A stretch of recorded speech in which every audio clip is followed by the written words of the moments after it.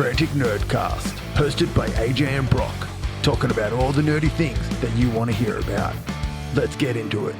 Hello, ladies and gentlemen, and welcome to Frantic Nerdcast, episode number 31. Oh, it's been a long week in the 30s. Like, you definitely feel it honing in on your body. That day we turned 30 last week, it hurt my soul a little bit. I could feel the hangovers lasting for 2 extra days.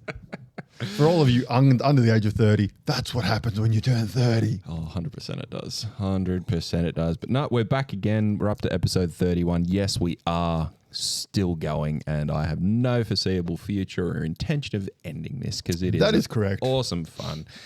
And we love everybody who's reaching out to us, saying hello and whatnot. And that was where I suppose we want to start the show off with our little giveaway from last week, or we want to let everyone hang now that I've mentioned it? No, well, you've mentioned it, so we might as well do it. All right, so we have a random generator here, and we have a list of the names of the people who have entered. And for those of you who don't know what it was, last week for our 30th anniversary episode, we decided that we'd give a gift away. That gift is a lovely Frantic Nerdcast 3D printed box, which you can get the files for on Patreon. And it's big enough to fit a commander deck in if you're a Magic player. It also has a lovely little token box inside of it. There's also a couple of sticker packs in there for the person that wins, and an extremely hard to find at the moment Star Wars Unlimited Shadows of the Galaxy booster box. Booster pack, not box. Booster pack. Well, it's a pack. It's only a pack. We'll do boxes eventually, but we need a lot more Patreons for that. 100%. So the person that wins that is going to be, and if you're a Patreon member, you got 2 entries into the prize stakes. So let us generate this. Righty. All right. And the winner is friend of the show and Patreon member, Zach Menning. Well done, Zach. You're getting a package. You get a lovely package coming your way, good sir. Thank you very much for entering. Thank you very much for being a Patreon member, which all of you can be as well. For less than $5 a month. That's right. It's well worth it. And actually, no, it is $5 a month. It is $5 a month. If you're American, it's less than $5 a month. All right. And the other thing I wanted to say before we start off officially is last couple of episodes we've mentioned we are releasing a game. Yes. That game is Underground Dice Races. We are ready for playtesting on that. We are going to take probably 5 to 10 playtesters.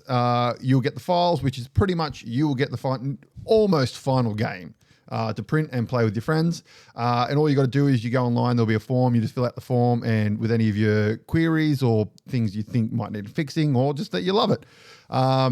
So if you want to become a playtester, all you have to do is send an email. When we'll put this on the Facebook page, and there's also going to be a Zendara group, Zendara Games, which is going to be a game company group page on Facebook.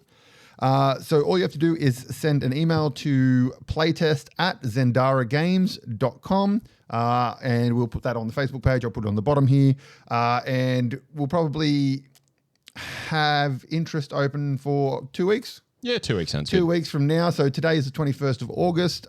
So in 2 weeks from now, which I'm not good with maths, that's 28. So it's like start of September, we will axe interest in playtesting. And then hopefully in a month, maybe in a bit, we'll I'd say, we'll get the interest. I mean, once the interest is there, we can sort of get that out to everybody pretty quickly. So it'll take less than a week, I reckon. Yeah. And then, I don't know, we'll leave it open for... I don't want to leave it open for too long, but also want to allow people to have enough time to do it. So we might to leave print it open and play for and stuff. Yeah, maybe 2 months. Leave it open. What do you think? Yeah, something like that, and then we're going to try and release the game. Yep. So that is the updates on that, and we'll inform you again at the end of the episode if you forget about it. I probably will, so I'll need that reminder. Let's get on to movies. All right. So this week we you got any rumors for movies? Let's start off with some rumors. I haven't actually written any of mine down. They're all just on my phone. I have the intention of writing them down every week. I have not written them down in all right. Well, my first one is Vanessa Marshall, who voiced Hera Syndulla in Star Wars Rebels, And Jan Ors in the video games Jedi Outcast has shown interest to playing the live action Mara Jade. Live action Mara Jade? Yeah. Okay. On the note of Mara Jade, I seen another fan cast and they actually did like the digital art for it as well. Karen Gillan. Yeah. I mean, she's got the hair. She just, I mean, in saying that, I would never have said that she could have been Nebula. Exactly. And she fucking nailed it. So, I mean, yeah, she could do it. She'd have to put on some beef. But most actors can do that these days. Yeah. All right, what do you got? Masters of the Universe have found its live action Teela in Camilla Mendes. Oh, the chick from Archie. Yep. From Riverdale. Yep. Yeah.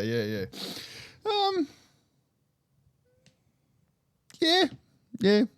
I can't. Who was playing He-Man again? We've mentioned this before. He-Man and Skeletor. I can't remember. Yeah, neither can I. I can't remember. Neither can Because I. it's sort of it came up and we're like, hell yeah, and got excited, and then I haven't seen anything since. So it fell off my radar anyways. Daphne Keen's X-23 is set for a major comeback in Avengers Doomsday and Secret Wars. Marvelous. Yeah, you could tell that one's just going, I wanted to be in the movie. I'm going to say this is the thing. Yeah, exactly. I mean, if she does, it'll be fantastic. And please give her the proper costume. Oh, fuck. The proper costume. I mean, I love the sunglasses thing from Deadpool and all that kind of stuff, but I'd love to see her in either her black outfit or in her like Wolverine-esque outfit. But I want the black outfit. I think the Wolverine-esque outfit will be the goal, but I want to see, as we've spoken, or at least more so yourself has said, like a series, and she has some sort of outfit carried through that, and then the torch is more or less passed to her, and then she takes on the mantle, etc. So I'd love to see that as an arc of some kind. I think that'd be awesome. Yeah, I really want a series. I mean, I know they're not going to do one. I mean, Echo was great, and like it could be a very like that.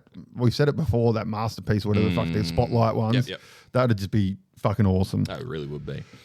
Taron Egerton is reportedly in talks to join the MCU. I did see this. Doesn't say who. But either way, I'd love to see him in there. Yeah, he's a great actor. Oh, he's a great actor. And I mean, he's proven that he can do action and stuff. Well, he's proven the action, but he's also proven the emotional side as well, and that real like with getting Rocket into the Man drama. and Eddie the Eagle. I never seen Rocket Man. Rocket Man's great. I seen Eddie. I only heard bad reviews of that. No, it was fantastic. Yeah, I loved it. I'll give it a look. Because it's not, I think a lot of people were because it came out just after Bohemian Rhapsody, and everyone was expecting it to be a biop like that, when it was like an over-the-top theatrical musical style thing. Yeah, okay. It was fantastic. Like, it was very fantasy-orientated and stuff. It was great. Sure. So there's actually another one which is fucking fantastic that he's in. Blackbird, which is currently on. Yeah, he was awesome in that. If you want to see a good movie with him in it, the Tetris movie. Oh, yeah? It was fantastic.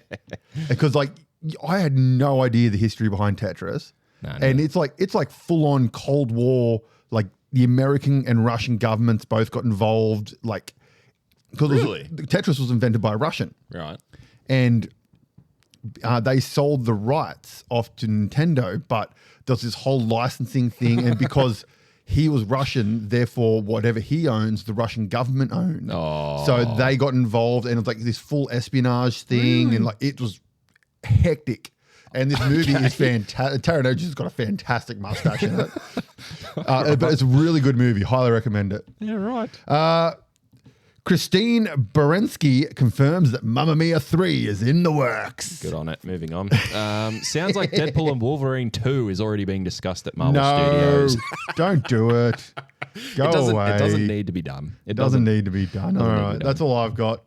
All right. Oh, shit. I forgot I was going to put this on there. We can put it on for next time. Kill Team released the cinematic trailer. I did see that. It's the game's been announced now as well, the starter set. Yeah. Yeah, I don't like the bug people, the tower bug people. I didn't actually watch it. Yeah. So I'll have to. I was going to put it on. It was a pretty cool trailer. Yeah. But yeah, I mean, I'd watch a movie of it. Yeah, okay. But some of their cinematic trailers for game release have been fucking sick. They've gotten so fucking good, man. No way. They've gotten so good. What else have I got? There is a movie which is Bashenga, the first Black Panther. So a movie based on that sort of arc. Could be interesting. It's just a rumor. Because there's the series coming, the Black Panther series or whatever. There is, but that's the Eyes of Wakanda. Eyes of Wakanda, yeah. And it's meant to have the White Wolf Yes. in it. No, the White Wolf. Oh, shit. Now I've gone blank. Was a White Wolf rumored for Daredevil? Because I seen something about the White Wolf and Daredevil the other day as well. Because the White Wolf is Winter Soldier, is Bucky. But Bucky's going to be in Thunderbolts. Yep. So he's still doing his, thing in that. So I don't know. Who knows? It'll all come out. Who knows? Fede Alvarez wants to co-direct an Alien vs. Predator film with the Prey director Dan Trachtenberg. Yep, I'm in for that 100%. Let's do it. Cool. IMDb lists Jeffrey Bauman as the VFX supervisor for Supergirl, Woman of Tomorrow. His previous credits include Black Panther, Wakanda Forever, and Ghostbusters Afterlife.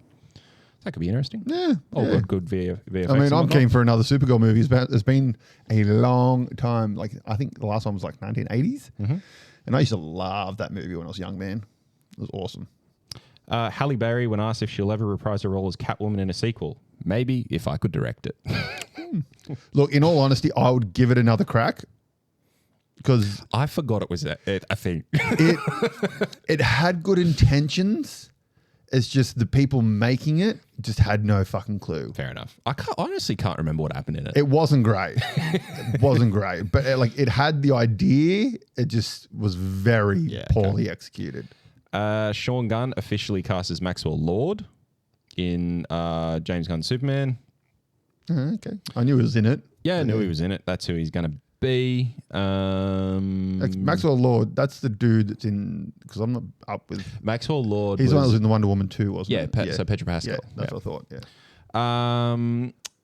There was just a thing about Godzilla X Kong Age of Titans being the next one, and the rumor is that it's basically Godzilla and King Kong just going around fucking up all the other Titans after Scar King tried to take over. Yep, take my money. Yep. I mean, 100%, let's go. Pretty much. Just keep making those movies and I'll keep paying for tickets. Pretty much. What else? John Wick 5 reportedly in the works. I think that's confirmed. Confirmed. I'm pretty sure that's confirmed now. Yeah, and Keanu Reeves is returning. No, he's not returning. He's producing. Okay. And it's supposedly meant to follow another character now. Okay, cool. Yeah. Well, there was an offshoot as well about this, but I can't remember the offshoot. The hotel one, Continental, which is on Amazon Prime. That wasn't too bad. The Ballerina comes out next year, which is Anna. Yep. Whatever her name is. Yep. She's in it as the ballerina, which follows like the Russian people that John Wick visits in the last one. That'd be sick. James Wan to direct remake. How many do you have? Creature from the Black Lagoon. Is it going to be a part of the Monsterverse? This one was funny. Dwayne Johnson, the Mummy. It's like he's already fucking been in it. He was the Scorpion King. Fuck. That was literally the only reason I put this in. I'm like, anyway, he's already been in it. Scorpion King for someone's first movie wasn't horrible. I mean, he had some good supporting actors in it. Well, he was okay. So that was a follow-on from him being in The Mummy. Well, I mean, he was digitally in it. And there was. Did you know that there's like 4 Scorpion King movies? Yeah. I found he's only in the first one. He's only in the first one, correct? And you can tell that they lost some budget for the other ones. Yeah. I think I watched the second one and that was it. Yep. And you know what, Zach?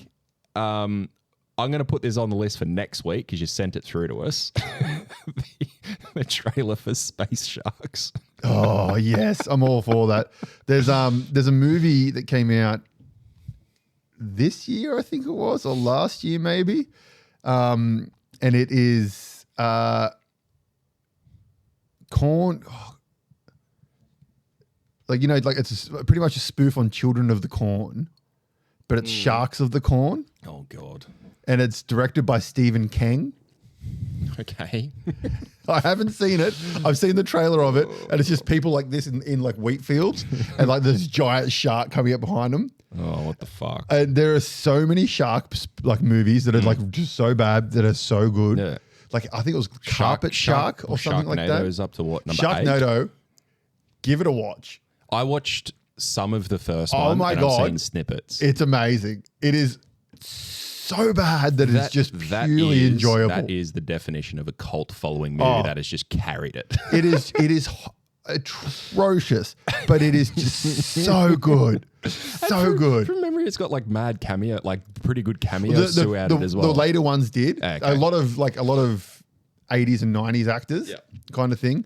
And like old mate that is the main actor, the guy from 90210, he pretty much said, I didn't want to do the movie because it just looked shit.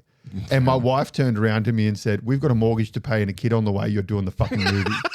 And he goes, that was the best advice I've ever received in my career. Wow. Because that movie has paid for everything I have in my life and I don't have to worry about money anymore. Fucking oath. Okay, I've only got a couple more. Michael Keaton was not disappointed that Batgirl got cancelled. I didn't care one way or the other. Big, fun, nice check. He adds that he felt bad for the directors, but me, I'm good. Love it. What was the last one that I was looking at, which I thought was pretty funny when I seen it? Just it's not so much a rumor, but it's just a funny little meme that I've seen. The caption is lies, and all it has under it is the post credit screens, which comment which says Kang will return and Eternals will return. I mean, they got to bring the Eternals back at some point, but they won't have their own movie. No, not at all. Not at all. All right. Done with rumors. I think that's enough, yeah. Okay. So let's go on. Now, we're past halfway through the year, and I thought, you know what? It'd be interesting to think now that we're over halfway, how our favourite movies of the year would look now compared to at the end of the year. Yeah, I agree. So I thought, let's pick our top 3. I cheated and picked 7. I was okay. My top 3 movies was fine, and like quick little. Let's call venture. them honourable mentions. Then the rest of them. Let's put a quick little venture into the future, but we're going to do this for TV as well. And I fucking struggled hard with TV. Oh, I've got 7 for TV as well. I have like 40. We're not going through that many. Okay. All right. Well, I'm going to do. I'm going to say my honourable mentions up to number 4. Yep. So my number 7, I put mine in order as well of how much I enjoyed them the most. Sure. Right. Now, some of mine are also people might find a little weird, but if you've listened to the podcast since we've been going, you'll know I'm a heavy rom-com fan. I love rom-com and I love trash. So my number 7 was The Fall Guy. Loved it. I thought it was fantastic. Cool. I thought all the actors were great. I loved it being set in Australia. Yep. It was really, really enjoyable movie. It's one of those movies you can just put on and you're like, Done. that was great. Cool. I enjoyed myself. Number 6, Abigail, the vampire one, the ballet vampire girl. I forgot about that fucking movie, and I seen it the other day. I'm like, fuck, I still haven't seen it. It like The Fall Guy. I put it on and I was like expecting kind of thing. And it kind of, the trailer lied to you a little bit. Oh, nice. As to it, like all the stuff it shows you in the trailer happens in the movie, and it's obviously they're the big parts of the movie.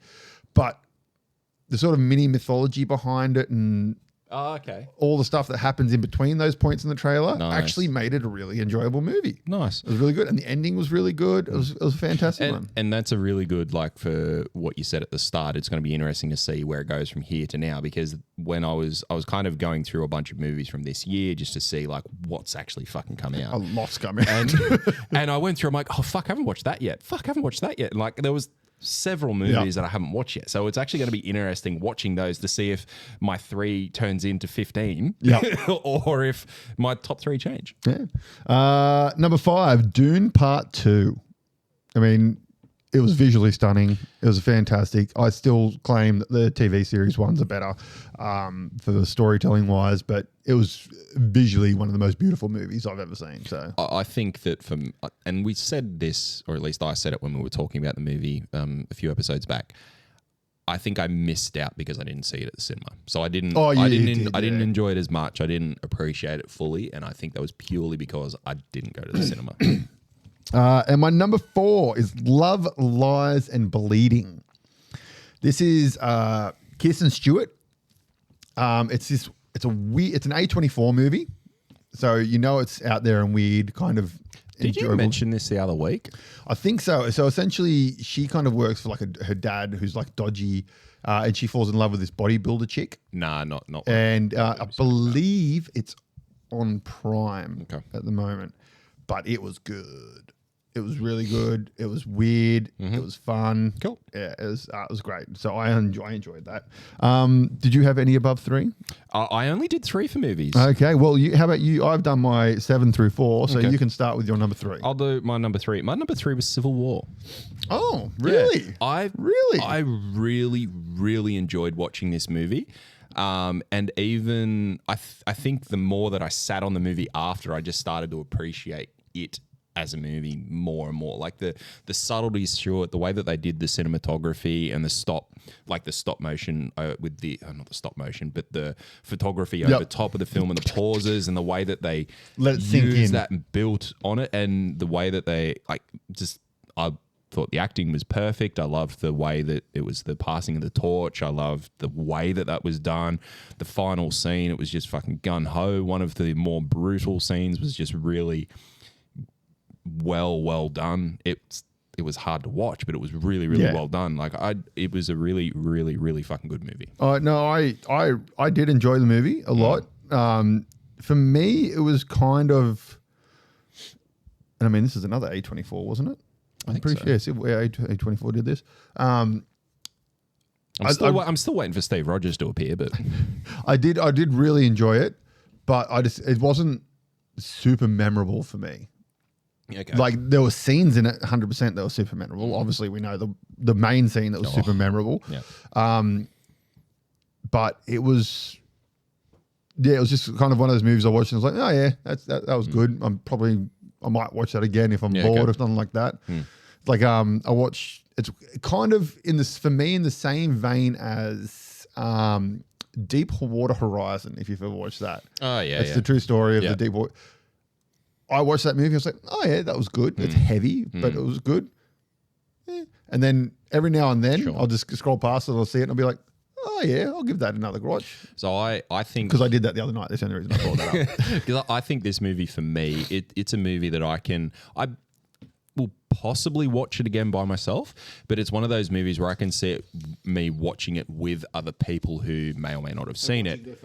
Exactly, for their reaction and actually going through that element of it again. And I think that I'll enjoy that part of it because, as I said, I enjoyed the movie when I watched it, but I enjoyed a lot more of it, like the movie more and more as time went on. Oh, fair enough. No, all right. It's a good number 3. Let's see if that stays on the list for the end of the year. Mine was Anyone But You. Now, I feel like I've seen this. This is a rom-com. It's on Prime. It stars Sydney Sweeney and old mate from Twisters, who wants to be Batman. We've talked about multiple times. I forget his name every time. Yeah, it's Glenn. Yeah, it's set in Australia, and it's Was it Anyone But You? Yeah, it's just a stereotype. They date. They start date. They go on a date at the start. They bang, and then one of them leaves, and so they hate each other. But then it turns out like their sisters start dating, and then sisters have a wedding in Australia, so they have to go and they have to pretend to like each other for the wedding and stuff like that. Naturally. And it's a very typical rom-com. I just thoroughly enjoyed it though. No, fair enough. It's got 52% on Rotten Tomatoes. Most rom-coms usually do. But no, it was a fun rom-com. It was one of those typical ones that when it's done, you're like, oh, I enjoyed that. That was good. Cool. You feel a little bit better about yourself by the end of it. There's no big fucking surprises. It follows fucking Blake Snyder's beat sheet for a fucking verbatim pretty much. But no, it was a really enjoyable movie. I mean, Sydney Sweeney. She's in a swimsuit, not a lot of it. Fair enough. Not going to argue with that. And if you like muscly men, old mate fucking Glenn. Bruce. He's a bit ripped. At one point, there's a great scene in it where they're like out on like Blue Mountain style lookout kind of thing, looking at this beautifulness and stuff. and a spider starts crawling on him. Nah, and he's like, that. ah, and he starts ripping his clothes off, making sure it's not in his pants and stuff. Yeah, right. And he's standing, but he throws his pants off the edge. Naturally. And Hey, if there's a spider. yeah, Sydney Sweeney's like wearing like gym tights and like, and she's like, he's like, have you checked yourself? And she goes, just pulls her pants forward and goes, nothing in there. He goes, oh, I could have done that. And then it cuts to the scene when they go meet up with the rest of them, and he's wearing her like activewear pants. Yeah. And he's like, yes, that's fantastic. Oh, God. Yeah, so that is Anyone But You. Your number 2, good sir. Godzilla X Kong. Really? I fucking That made your top 3. It did. Oh my God. I fucking really enjoyed this movie a lot more than I expected to. Wow. Oh, so much more than I expected to.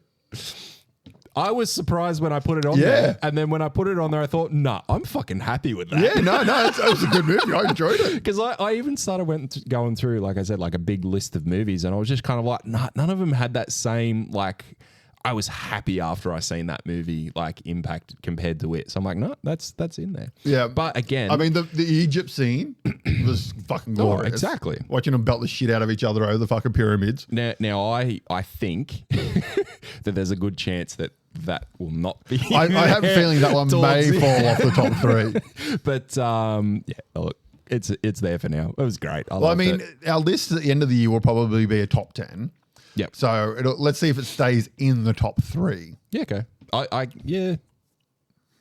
Let's see.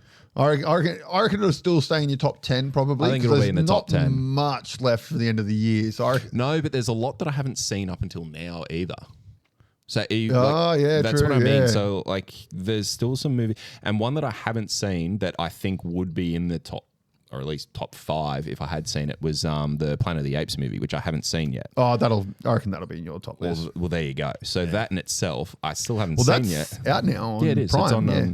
Prime. Disney Prime. Yeah. Okay. I'm pretty sure it's Prime. Cool. Either way, Oh, no, it I might know, be Disney. Either way, I know that it's out. I've seen it. And I thought, hey, I'm going to watch that, and that was about 3 weeks ago. It's a good 2.5 hour watch though. Yeah. Okay. But the one thing fascinating about that movie is how drawn in you are for the lack of humans in it.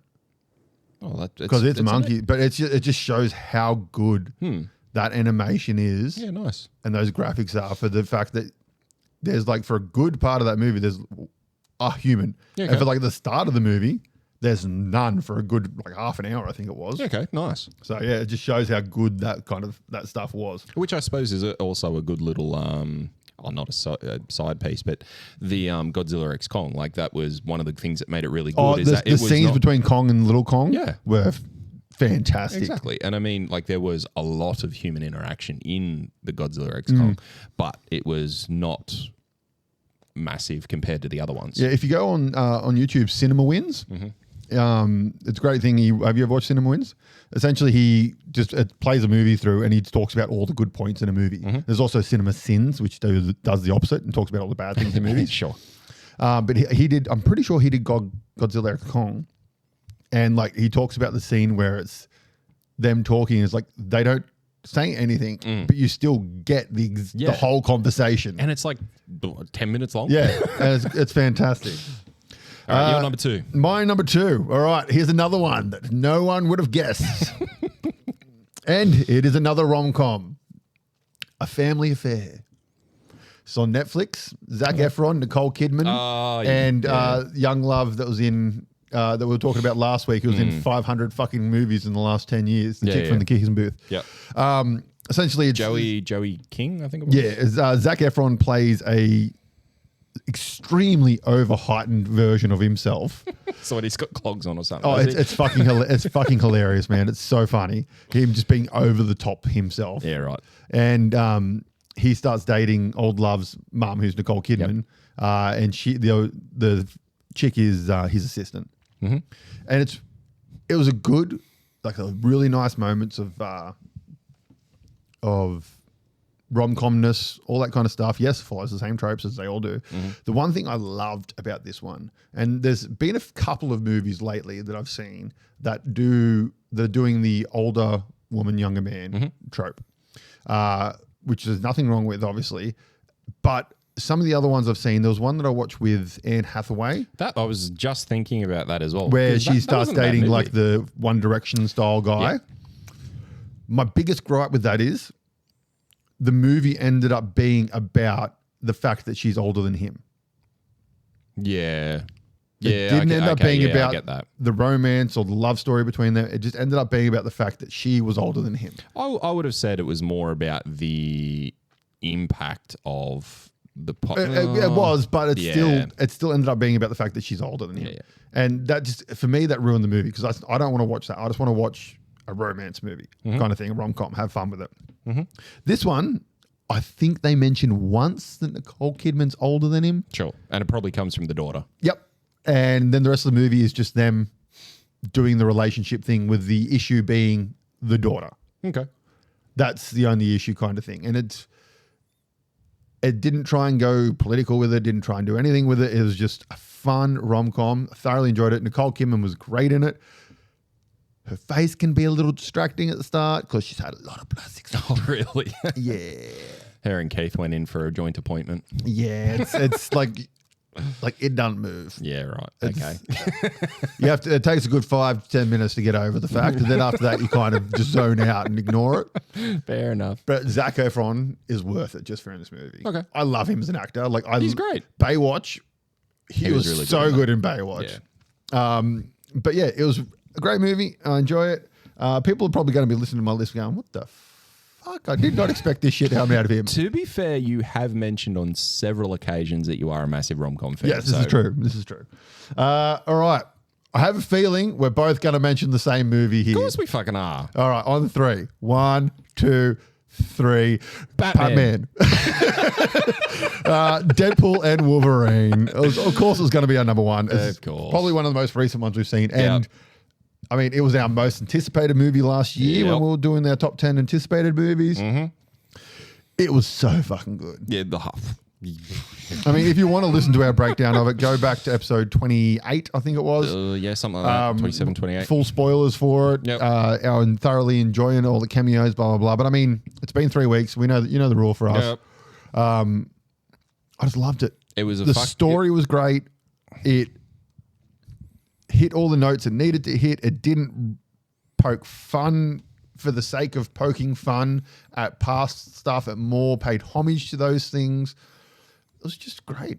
Whilst also poking fun at things that needed to Yes, yes. have the fun poked at it. Yes. And one of the funny things, I read a thing about the director of Logan, and he hadn't seen the movie yet, but he knew they were doing a scene Sure. to do with the Logan thing, and that's all he knew. And someone said, "Have you seen the opening to Logan yet? To Deadpool Wolverine yet? It's going to piss you off so much." And he's like, "No, you haven't seen it." And he said he eventually saw it and goes, "Oh no, I fucking love that.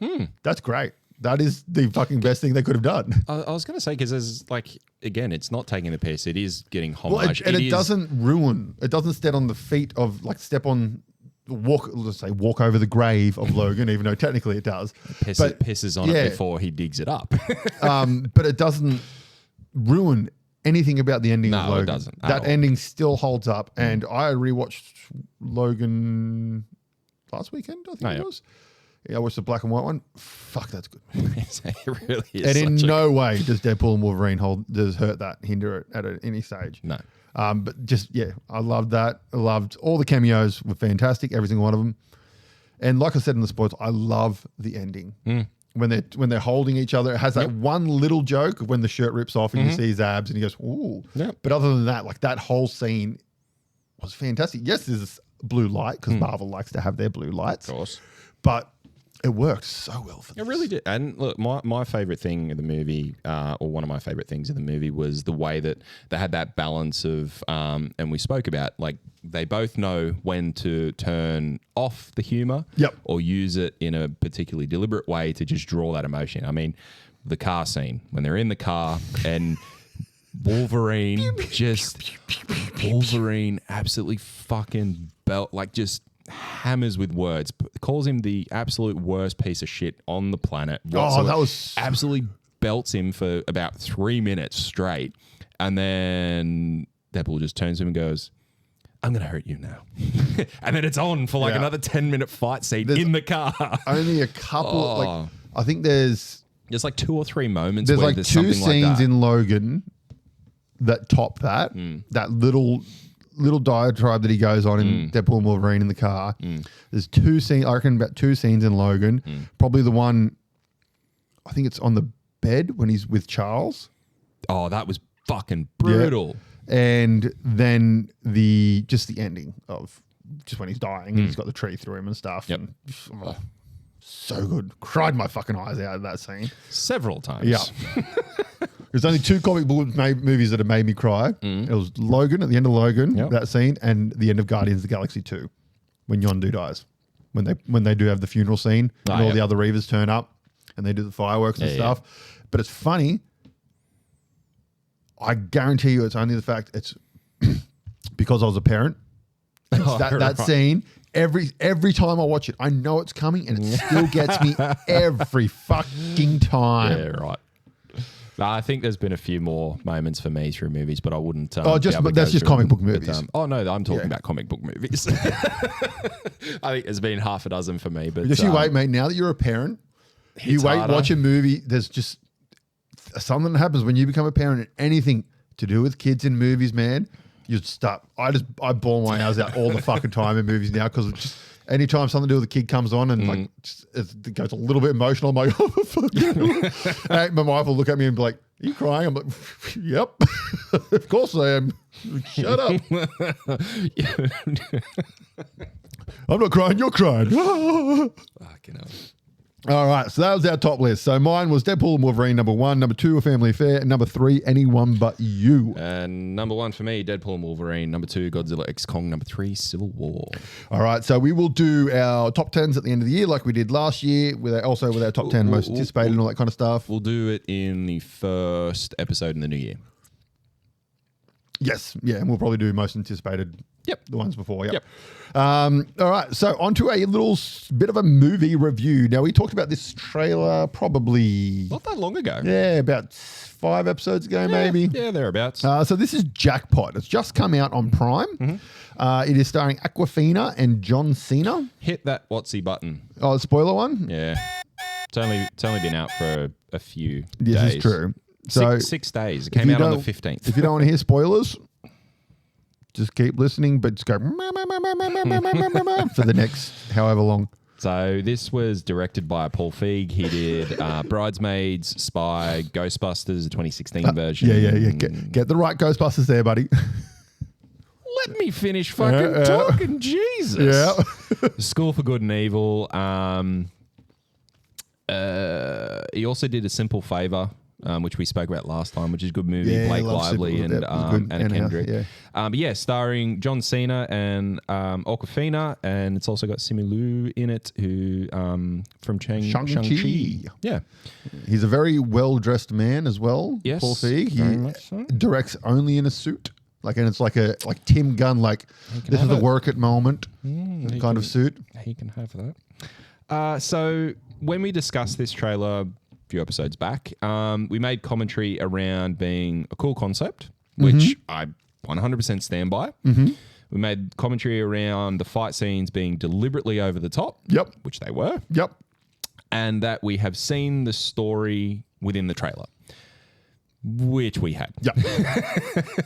That being said, it was a good movie. It was fun. There was nothing wrong with it. Nothing wrong with it at all. I personally, I enjoyed the take on that genre, on that Purge-esque style genre. Yeah. Because I think the Purge it's usually a lot darker. Yeah, the Purge kind of started it and kind of ended it. Then we got that the teen comedy version, which was the drug one, The Binge. And it had a sequel as well, which it was okay. The first one was good. I enjoyed the first one. It had like Vince Vaughn in it. A couple of other young guys. Essentially, it was like drugs are illegal except for 1 day a year. And then you can just get wasted on whatever drugs you want. Yeah, right. It was pretty funny. And I like the take on this one. It was good. One of the big things I thought might have ruined the movie for me was Awkwafina. because I find she's very over the top in a lot of roles. Yes. And she's got, let's say it, a semi-annoying kind of voice like that. Screaming kind of acting. If it comes at you for too long, yeah, 100% agree. I thought she was great. She was good, yeah. It was very toned down. It wasn't over the top with her responses and stuff like that, which have been normal to do. I think it was the same over the topness in what she was saying, but it didn't have that decibel to it. Yeah, she was much more like that, almost the monotone level, where she would be saying the same shit, which was just over the top crap coming out of her mouth, but it was just spoken like this and very deliberate to the point, rather than being yeah. So, and I thought that really, really worked with her. There were a couple of moments where she still went into that over the top nature, which you expect with her. But no, I thought she hit the mark where she needed to. I thought her interactions through the fight scenes, especially with Cena, were great. Yeah. I loved it when she broke his nose. That was hilarious. It was just fully like, I could breathe. I thought that was great. And yeah, I mean, it didn't need to be anything other than a good movie to watch. Speaking of the fight scenes, I think this shot was in the trailer, but the scene where John Cena first comes in, like Aquafina's in like a kung fu studio. Yeah, there's like 8 or 9 kung fu dudes trying to like kick the shit out of her, and she's about to go down, and then John Cena just falls through the roof and like pops his suit. Yeah. And it just comes flying over and like just shoulder charges some dude. He just goes through the wall. But then the next guy comes, he picks him up and throws him across the room. And it was over the top, but it was so glorious. Yeah. It was over the top, but it worked in the style of the story. Definitely. I love that. I love at the end, after the sort of ending of it had happened and they're walking away, and I can't remember the exact words, but they make a comment about actors and how all wrestlers are trying to become actors now. I did see that. Which was very good. Sorry. Good fun movie. Did you watch the outtakes at the end? Yes. So there was one thing that I seen which actually, unfortunately, was probably the most I laughed through the movie. It was when it was the outtake for when they were throwing the key to Cena at the end, and he kept missing. He's like, just hit me in the arm, bro. It's fucking huge. Yeah, just hit me in the arm, bro. It was fucking huge. But what I loved is when he says that, you look to the background, you can tell that scene has been shot 4,000 times, because I swear the extra in the background gave herself fucking whiplash for how much her eyes rolled into the back of her head with the most stale fuck this look on her face.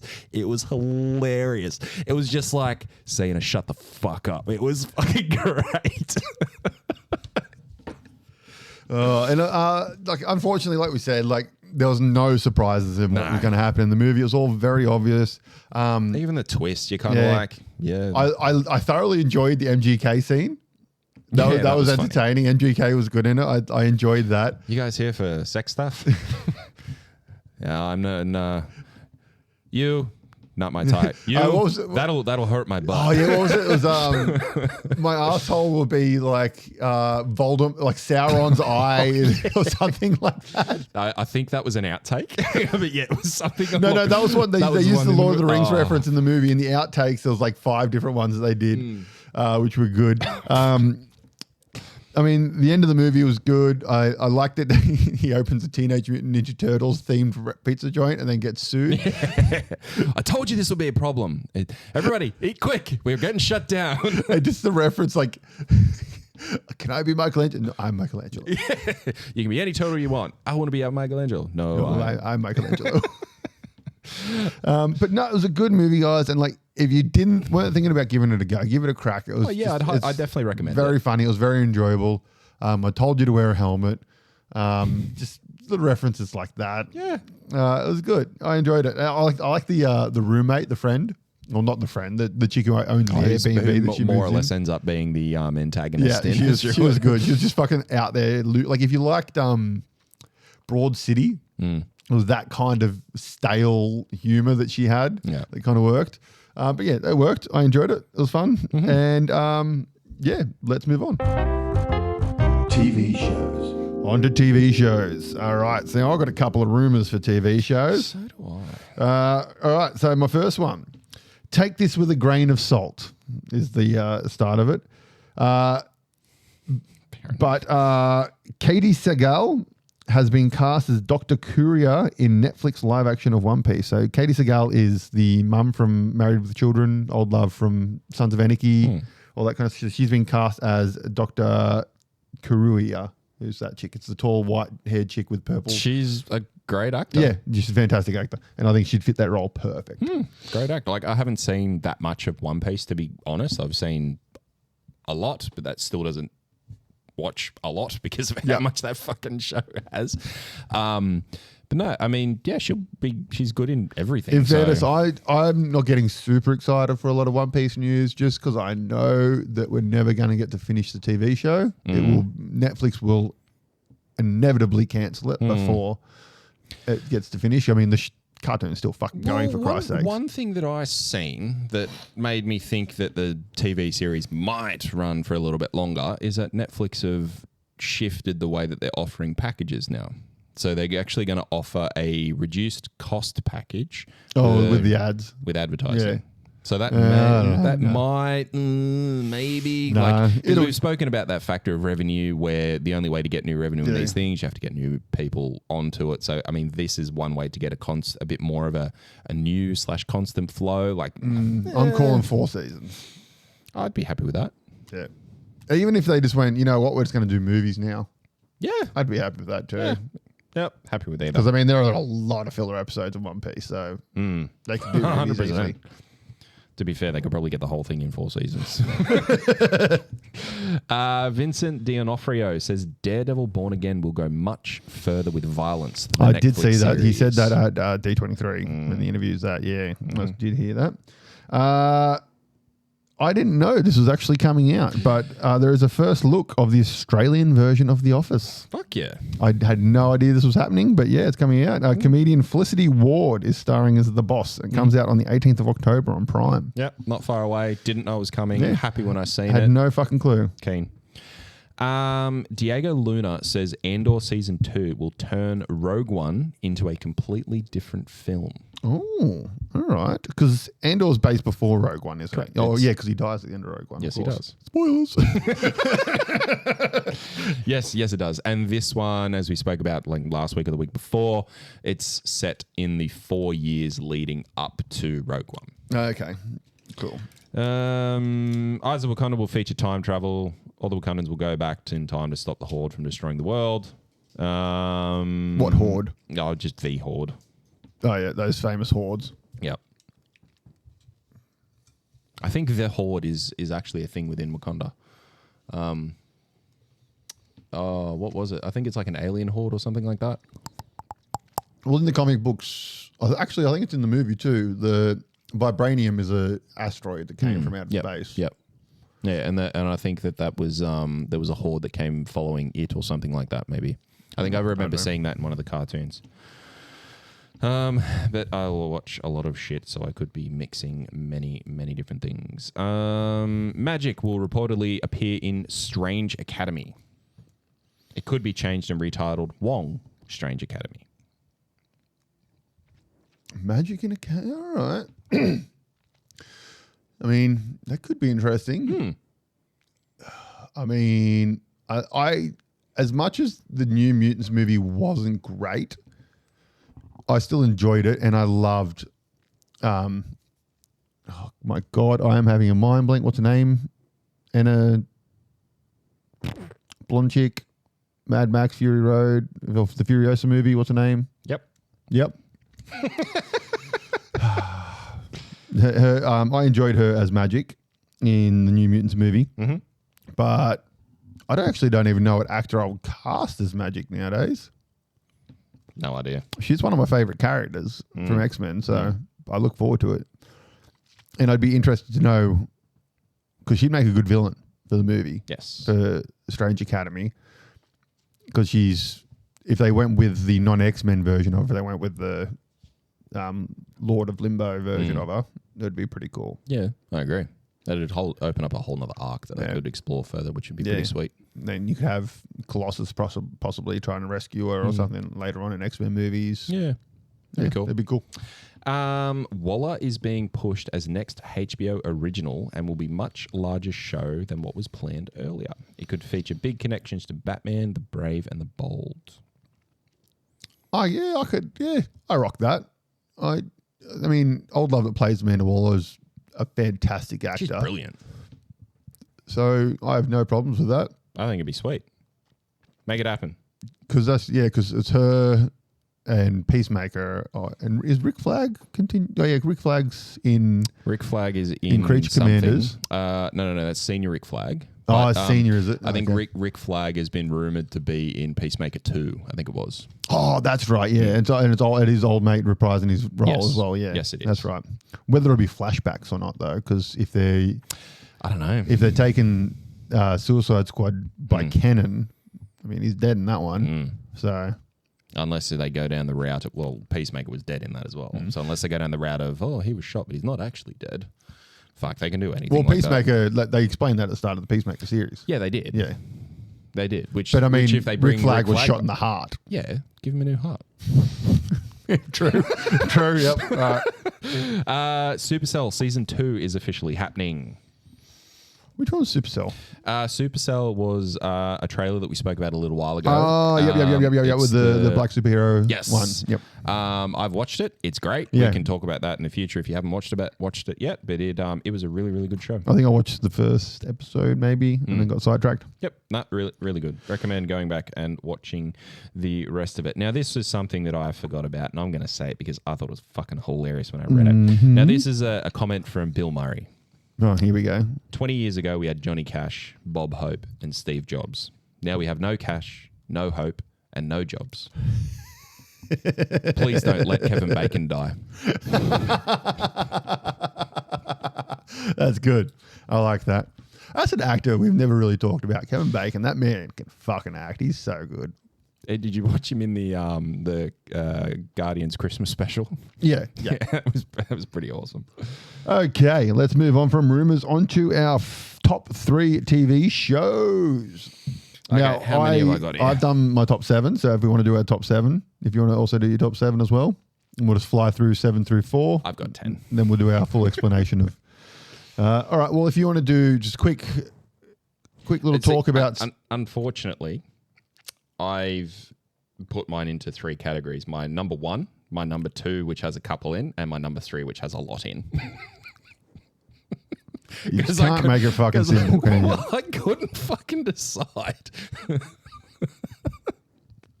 I've got a 1, and then I've got a lot fighting for 2 and 3. Well, all right. Let's go. I'm going to say my 7, and then you'll pick one to be your 7. Yep. And then we'll just go with that. Cool. Okay, my number 7 is Kite Man. Have you watched Kite Man yet? I haven't actually watched it yet. Oh, it is so good. Yeah. It is so good. It's like exact same humor as Harley Quinn animated series. Sure. And it's kind of like if you took Harley Quinn and then mixed it with Cheers. Right. That's the show. It's fucking out there, man. It's so good. There's giant chihuahuas. There's a goth chick who doesn't care, and it's actually Darkseid's daughter. And like, it's funny as hell. And I just thoroughly enjoyed it. Yep. And everyone needs to watch it. If you haven't watched it, it's top fucking TV show. Cool. Now I'm just going to go through my list. You do 3 of them, and then you'll actually do 4 of them, and you matched it with me. Okay, cool. So in no particular order, leading within my number 3 list, Supercell. Yep. Highly rated it. Halo. Oh, yep. Cool. Yeah. Echo. And for 4, I'll list this one. I'd put Monarch. Now it started in 2023, but it finished in 2024. Fucking technicalities. Technicality. So yeah. I quite like this show, and I watched it like a couple of months ago. So I enjoyed Monarch. I thought it was good. I actually enjoyed it a lot more than I expected to. I enjoyed the world building of it. Yes, 100%. That was the main part of it I enjoyed. I thought the story was awesome. I thought the way that they did that linking in between and leading up to the movies more or less. And I'm pretty sure season 2's been on its way.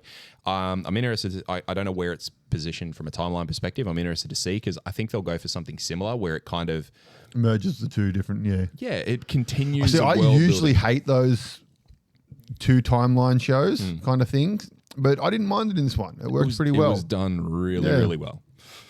Okay, so my number 6 is a show on Netflix, I think it is, My Lady Jane. So this talks about Queen Jane. I can't remember what her name is, but she was in between.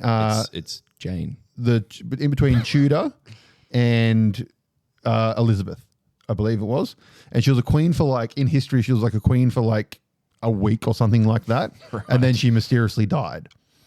It's on Prime. Yeah, Prime. There you go. But this one, it like starts off with like this voiceover at the start, and it like explains the history of it behind it. And goes, but that's not our fucking story. And then it cuts into it, and then at one point, this dude turns into a bird and flies away, and the voiceover comes on and goes, "Oh, did we not mention people can turn into animals in this world?"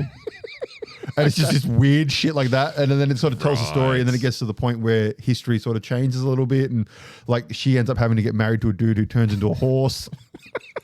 It's weird. It's like rom-com-y, but fun fantasy at the same time. And yeah, I really enjoyed it. Okay. Again, not in any particular order. Dead Boy Detectives. Oh, yep. Great show. Love it. It may be on my list. It may not. Who knows? So what number do you have that? Yeah. Okay, my number 5, X-Men 97. I have a feeling that's probably going to be on your list. Not be on my list.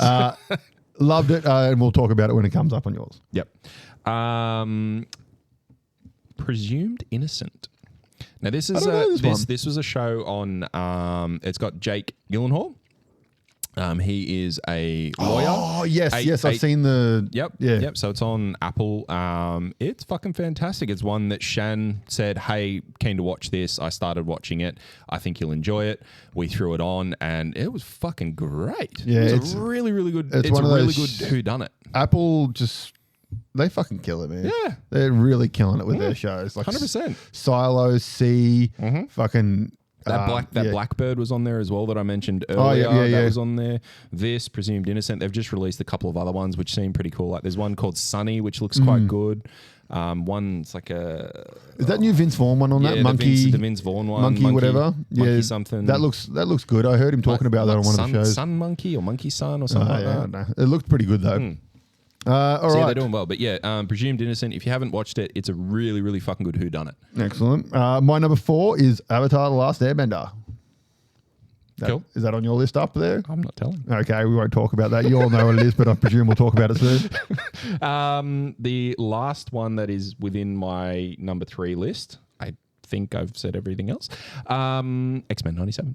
Oh, beautiful. All right, let's talk about it. Fuck, they killed this. Oh, my God. We've talked about it before in one of the episodes, but yeah, you mentioned earlier about comic iterations of something that have made you cry. I fucking cried in this. Yeah.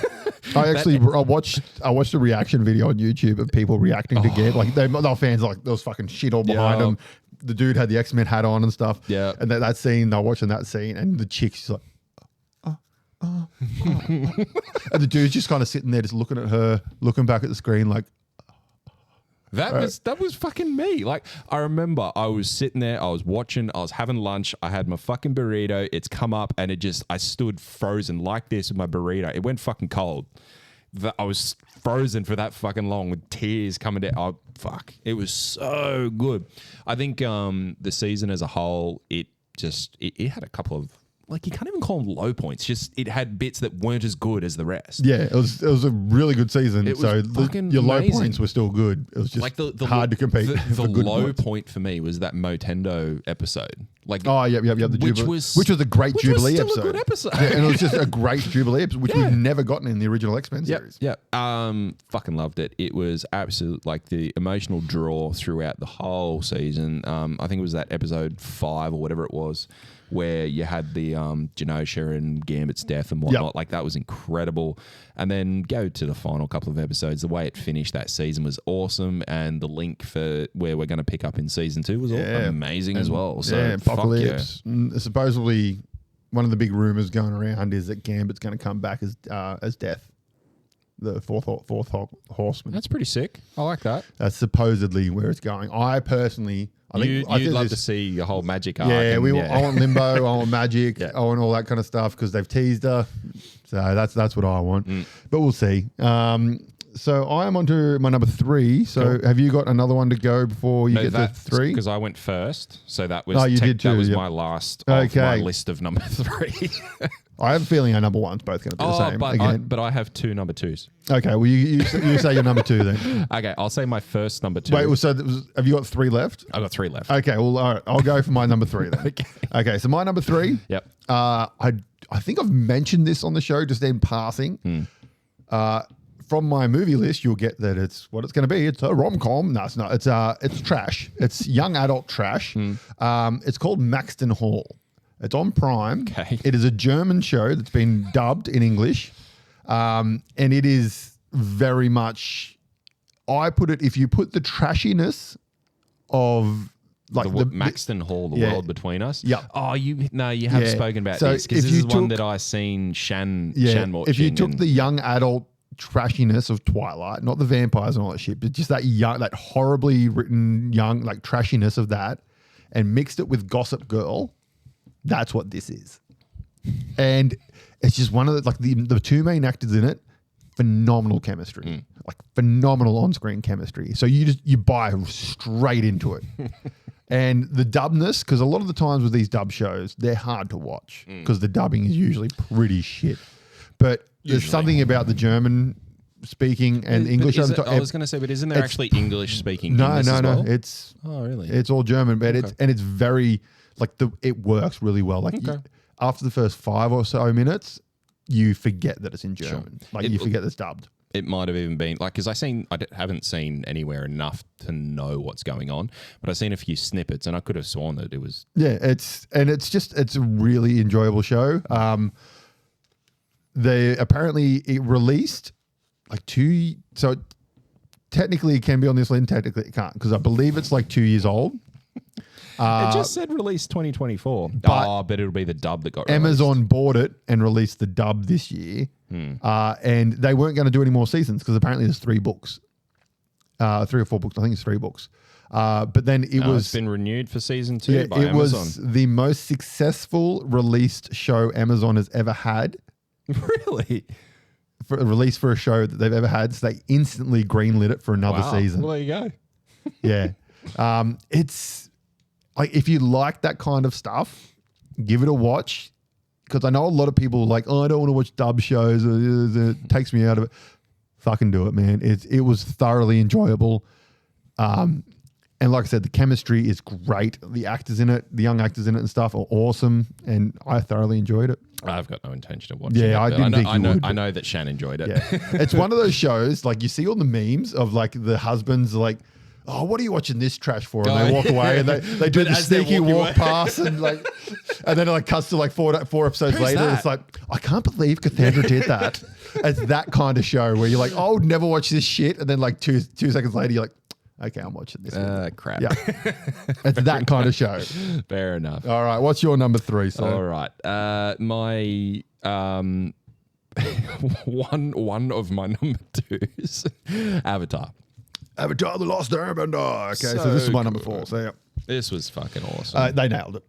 Nailed it. I think go back and listen to an early episode. I think it was like early 20s, I think. Or something like that. Yeah. We spoke about it in a fair bit of depth. It was an amazing show. Like it had some things that drew it back a little bit, but not enough to overshadow how good the good bits were. Yeah, they nailed the actors. They nailed the costumes. Costumes are so the good. Bending was incredibly well done. You know what I never knew until I think it was just after the show finished and I was looking up things because the guy that plays the Emperor in it did a voice in the series. And I never realized, because afterwards I was like, oh, who did he do? Because I thought he did the Emperor's voice in it. Because I read somewhere, but I was mistaken. The Emperor was voiced by fucking Mark Hamill. Really? I'm pretty sure Mark Hamill voiced the Emperor's voice. But yeah, no, it was a phenomenal. Because that actor, I thought you were going to say that actor was a carry through from like the Emperor and whatnot. Yeah, he did the Emperor. Well, there you go. He did Lord Ozo or whatever. Ozai. Yeah, awesome. But yeah, so the actor that plays Lord Ozone in the series did a voice in the show, in the cartoon. He's an awesome actor. And been around since Lost. Yeah, I loved that in the series, and in the TV series, live action series, and the animation, they carried on the Cabbage Man. My cabbages. Fucking hell. Oh god. But they nailed the flying. They nailed the flying bison. Yep.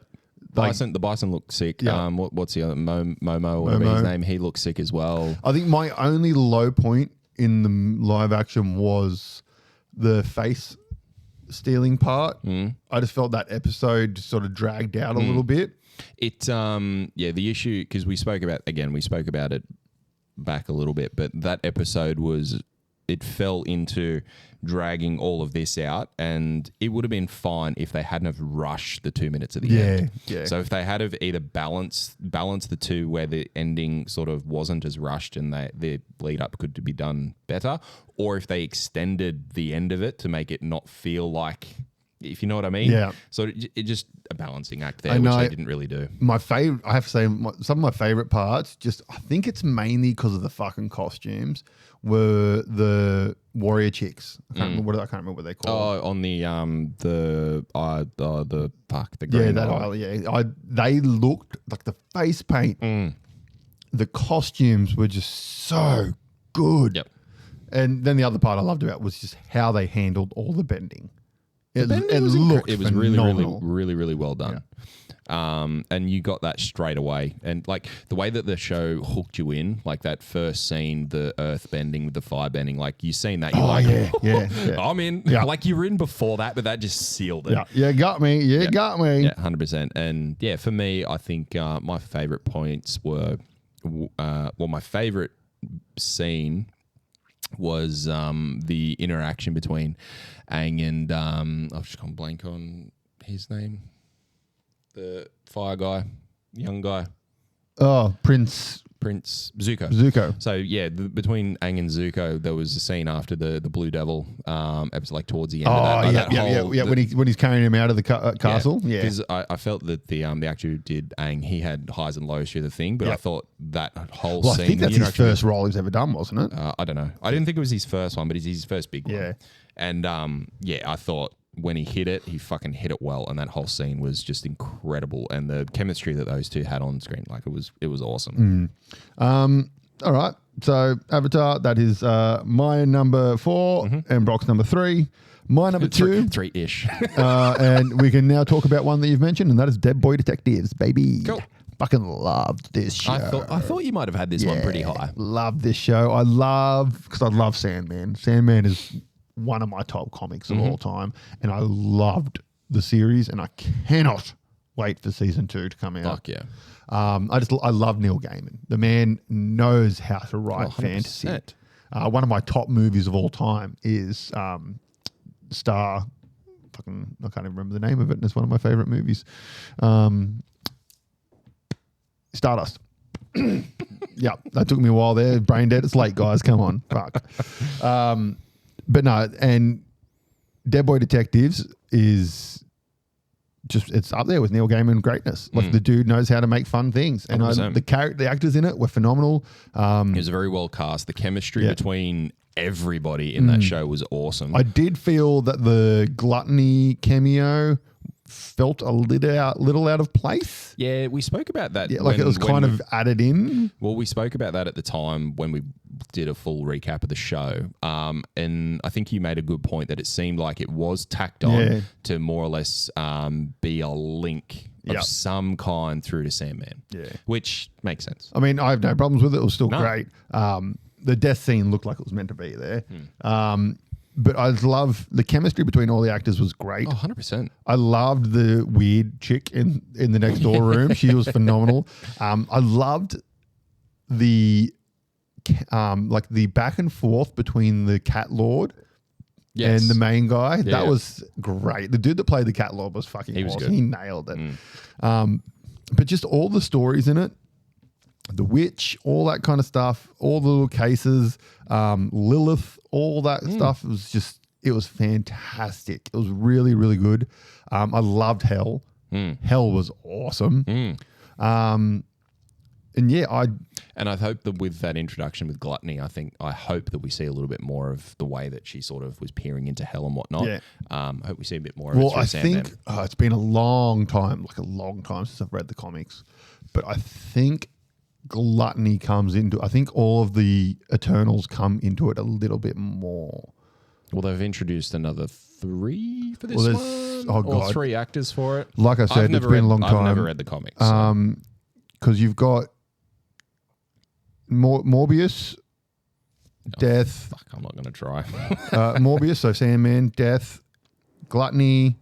Was it Lust? Is that her name? Or Lust, their name, should I say? Lust, Vanity, maybe. I can't remember. Yeah, it was the one who's in Sandman. There's another one. I can't remember what he's called, but he carries a book around. He was the first, and he holds time in the book, kind of thing. Okay. I think there's 7 from memory. Pretty sure there's 7, but one of them's gone. I think gone missing or something like that. I can't remember. It's been a long time since I've read the comics. But yeah, it was great. I loved it. I loved, sorry, back to Dead Boy Detectives. The 2 main actors, the actual detective boys, like they were so good together. And we mentioned this when we talked about it. Just the scene where he says he loves him and he turns it around. He's like, bro, I don't feel like that, but I still love you. And this is not going to change a thing between us. Just that moment was like, It was most other very well shows done. would have made that an episode of drama before they came together and it's all good. But that was just very much like, oh, cool, man. Done. You could pick up where it was going through the way that the story was being told. Like it wasn't the focus, but you could see the nuances like in the background and the way that they were sort of linking or building to that as their own bit, and the way that it just sort of comes out, it happens, and they just continue forward was fantastic. Now, I have no doubt that it'll come up again in some way, shape, or form in the future. But I don't. It won't be a big issue or anything No, like it that. won't. Yeah, It'll be. Again, it'll be something where it'll come up, they'll say something, and then they'll move on again. So I think which they handled really, really well. And I mean, the chemistry between the two of them that you carried through from the first episode through to when that happened, because it happened in like the last or second last episode, was perfect. I'd be very interested as well to see if they make any links to Lock and Key, because it is now officially in the Sandman universe in the comics. And I mean, Netflix owned that show. They filmed it. They done it, which also is another great show if you haven't watched it. I found a little bit hard to watch because it's 3 seasons. 3 now. seasons, yep. I did find some of it a little bit hard to watch, like a little bit. It felt dragged out. It's a little pretty bit, accurate to the comics. but it wasn't bad. Yeah, it just felt a little bit dragged out. They got it pretty close to the comics, which is surprising. But yeah, so yeah, my number 2, Dead Boy Detectives. That was your one of the numbers. Mine's all over this. All right, this fucking list is. Your number 2, sir. Oh, Jesus, my other number 2, The Boys. Oh, really? Season 4 of The Boys. All right. Season 4 of The Boys. We talked about this last week, so there's not much we can really add to this. Fucking great show. It was great. Yeah, it's a good show. Absolute Good show. cracker show. Go back to last week, have a listen, then hit pause, go back, listen to that, come back, and then we'll pick up. I actually didn't even think about With The number Boys, but it'd be in my top 10 for sure. Yep. Yeah. Not my top 3. I loved it. It was awesome. Did everything it needed to for me. All right. On 3, because I know we've got the same thing. Yeah. I can't see your list. Yeah. It's my number. there it is. My number 1 is Shogun. I fancy that. Yeah. What's your number 1, Brock? Shogun. There we go. This show was fucking incredible. And like we spoke about this quite a bit because we broke the episodes out. I think we did 2 episodes here. 2 or and 3 there, episodes and per then- thing over time. But it was so fucking good. And not just the show and how good the show was written, everything that happened in the show, the chemistry and everything. I really, really enjoyed the rabbit holes that I went down after watching and preparing for our shows. Like I was literally going down rabbit holes for fucking hours. So, fun fact, there's going to be a season 2. Yes. Because not even going to attempt to mention his name, even if I could remember it. But he was on Colbert, and he did an interview with that, which is a really good interview. Watch it; it's on YouTube. He said pretty much they are writing season 2, which is going to be really interesting because we spoke about this and if they would do it when we did the last episode, because the book's done. The book's That's done. The book, This was a book. The TV show has been done previously. I can't remember the year. I think it was in the 80s. Yeah, a long time ago. And then this was more or less a remake of that, et cetera, et cetera. And so I wouldn't have been surprised if they didn't do another season. But I think at the time we said that also wouldn't be surprised if they did do a season 2 and just write something for how fucking good season 1 was. Well, he pretty much says in the interview there's a lot more history that comes after that is very interesting history. And he personally, because he's a producer on the show, he personally would love to explore that. And so they're trying, I can't remember the exact words, but I think they're trying to pick the right parts of the history to turn into the thing, and they're currently trying to write it. It'll be interesting if it's going to be a continuation or, as you said, the right part of history. Is it going to jump forward another 50, 100, 200 years? I would like if they turned it into like an anthology series, that would be That's what I was thinking. Like a la American Horror Story, where each season, same actors, different characters kind of. I don't know if you could do the same actors with this because it's kind of, it'd be tough to separate him to being a different character. 100% it would be. Even if it was like a long, like great grandson or something like, even that you wouldn't be able to separate it, I don't think. Well, I can't remember. I think they said there's like 100 years or something of war and stuff before peace, because that dude is essentially the dude who brought peace on. Yeah. And I think there's a lot more. There's more of the Shogun era kind of that follows before peace comes, and that's kind of what they want to tackle. I wonder if they'll go down the route of doing like, I think the first one was 10 episodes, so I wonder if they'll do like 2 or 3 episodes to round out some pieces of the war and whatnot, and then they'll finish that and then jump and pick up further in the future. I wonder if they'll do something like that, because you see that in shows all the time where they'll just fucking fast forward. Yeah, no, I think it'll just be a continuation. I reckon, yeah. But I mean, it's not going to come out for another fucking 2 years probably. So all good. It'll swap and change 100 times before that. All right, so that's our top 3, well, top 10. And top 3 very, very quickly became a lot more than top 3. Mine was 7, Kite Man, 6, My Lady Jane, 5, X-Men 97, 4, Avatar, 3, Maxton Hall, 2, Dead Boys Detective, and 1, Shogun. And again, I'll just start rattling mine off. So Supercell, Halo, Echo, Monarch, Dead Boy Detectives, Presumed Innocent, X-Men 97, Avatar, The Boys, and Shogun. Okay, so we're going to move on with a spoiler warning. We're going to talk about Umbrella Academy Season 4. Came out last Friday. It did. Now, this was an easy one to knock out. It's got 6 episodes. And I think that is the driving issue behind this season. Oh, 100%. Now, we spoke about The Boys the other week and how it was 8 episodes, and we felt that there just wasn't... It was fucking fantastic, but there wasn't... There was something missing, which comes from being able to expand on the stories and actually making it that few episodes longer. This cut 2 episodes off of the 8 and fuck, it suffered for it. It really suffered for it. I mean, one of my favorite arcs through this, and what I will preface this is with, I enjoyed it. Yep. But there's so many buts.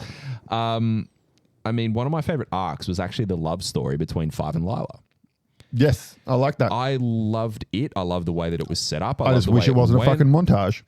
But it could have been an episode by itself.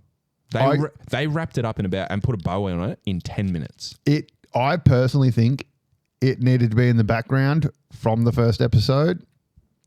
I think they tried to do that, but it just didn't hit. Yeah, it's kind of, and it needed to be the whole way there, and then the train event is where it actually happened. Yeah. But that train event needed to be like, it it needed to film more Oh, episodes. 100% it did. Like they should have been lost for like two full episodes. 100%. By far. Yep, 2 episodes.